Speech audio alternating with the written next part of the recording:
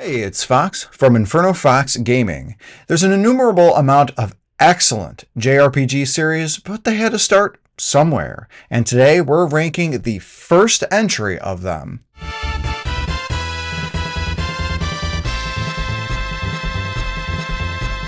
One quick note before we jump in, I'm only going to rank the first entry and series that I have played. That means, unfortunately, no Breath of Fire or Persona, since I haven't played any of the former nor the first entry of the latter. Also, each series must at least have 3 entries in it as of the recording of this video. Finally, I'm going to be counting the original iteration of the first entry's release. This will be important, especially as we talk about number 10, Final Fantasy. Released December 18th, 1987. While this is my favorite series of all time, this is not a great entry to introduce someone into this series, at least this original game on the NES. It's unfair, unbalanced, and full of bugs. There's a number of issues with combat itself, such as ineffective hits that occur when targeting enemies that have been destroyed, as well as spells that just don't work. And while I personally love this title and can appreciate it on a nostalgia basis, to me it's the bottom of the barrel for this list.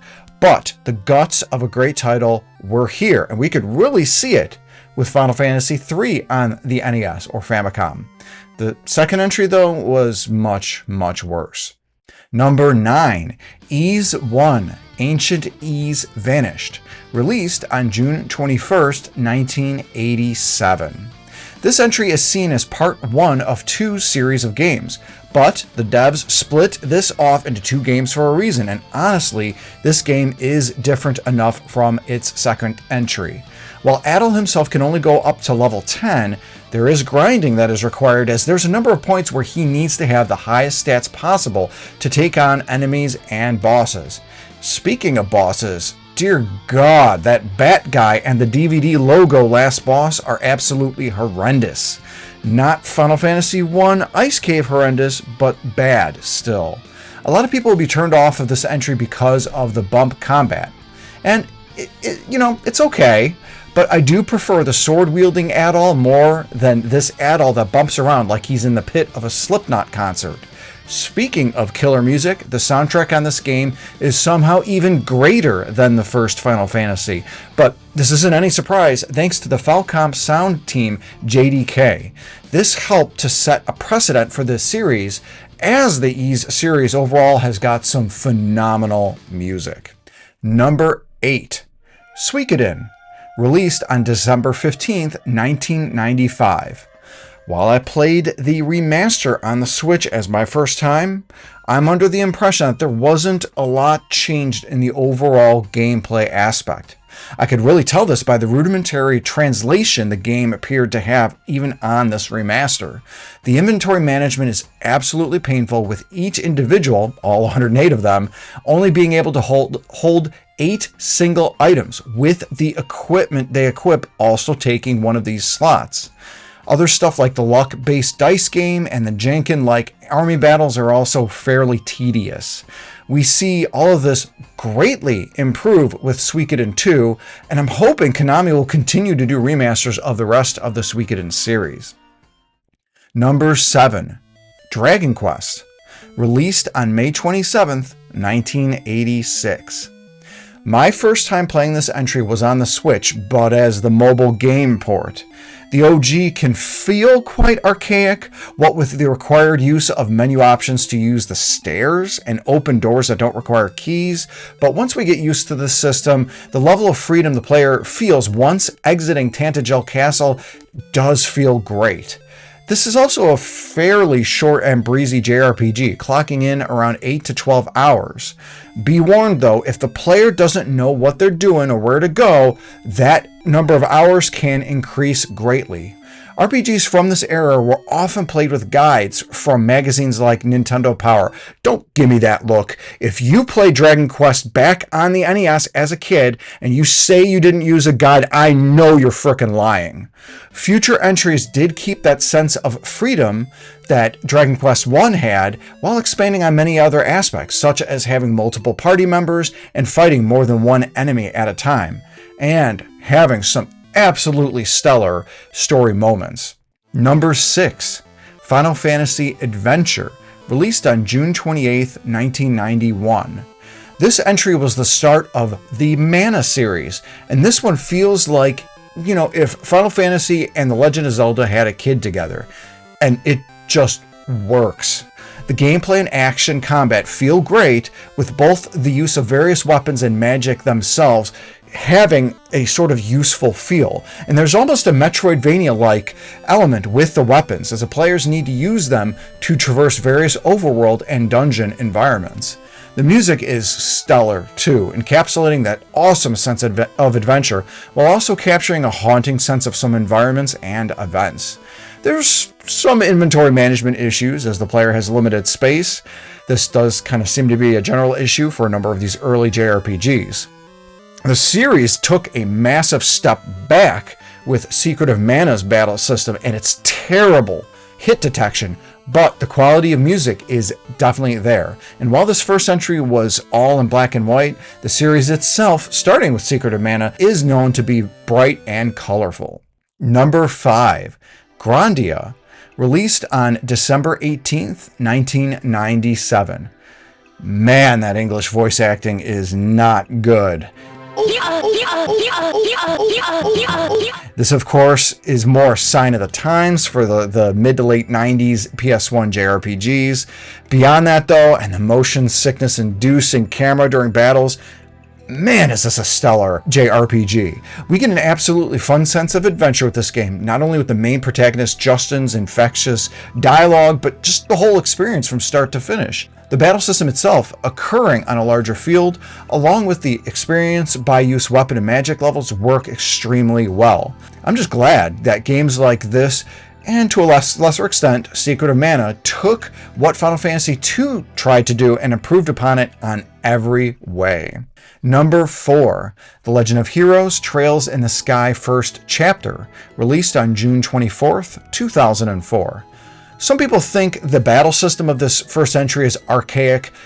I say it's nothing of the sort. In fact, it takes the best of Final Fantasy VII's materia system, Final Fantasy X's turn-based order, and a very light version of Final Fantasy Tactics Battlefield itself for character and enemy placement, as well as AoE attacks.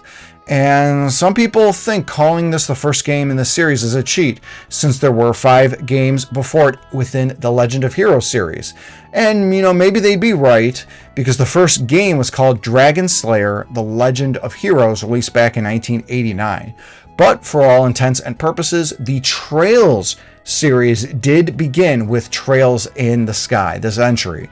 What makes all the future games, such as a fantastic soundtrack, stellar character development, compelling stories, and near cringe anime tropes, all truly began with Trails in the Sky, the first chapter.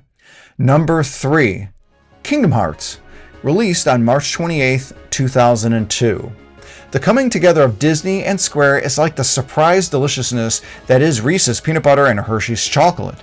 Seriously, I didn't think these two would mix well, but Square's wholly new creation with Sora fighting in-action RPG-based combat with Donald Duck and Goofy just works. Not just the combat, but the light amount of mini-games and platforming allows the many worlds that Sora visits really come alive. While the number of these Disney worlds don't have all of the original voices from their respective movies, a number of these actors have returned, giving this a near movie-like quality, at least at the time of its release. The rest of the series after it kept the quality at roughly the same level, though the story does get convoluted at an absolutely ridiculous or Nomura level. It can't be stated enough, though, how fantastic Kingdom Hearts 2 was, which was the perfect amount of escalation in gameplay and story elements before it really just got kind of wacky. Number 2, Super Mario RPG, released on March 9th, 1996. What do you know? Another strange crossover involving Square, though at least this one is between two evergreen video game companies. It also started out as a sketch with Mario holding a sword. We ultimately got a wonderful melding of the world of Super Mario along with the quirkiness of a mid-90s Squaresoft jRPG. This includes a number of 3D platforming elements which predate Mario's actual first 3D adventure, Super Mario 64, while also wrapped in an engaging battle system that takes advantage of timed hits to make the turn-based gameplay that much more engaging. And it was this game that resulted in two different types of Mario RPG series. Whether you like the highs and lows that are Paper Mario, or the creamy middles of the Mario and Luigi series, we wouldn't have had both without Super Mario RPG. Special shout out again to the music of this game. Yoko Shimomura is an absolute genius, rivaling both Koji Kondo and Nobuo Uematsu. Number 1. Xenoblade Chronicles, released on June 10th, 2010.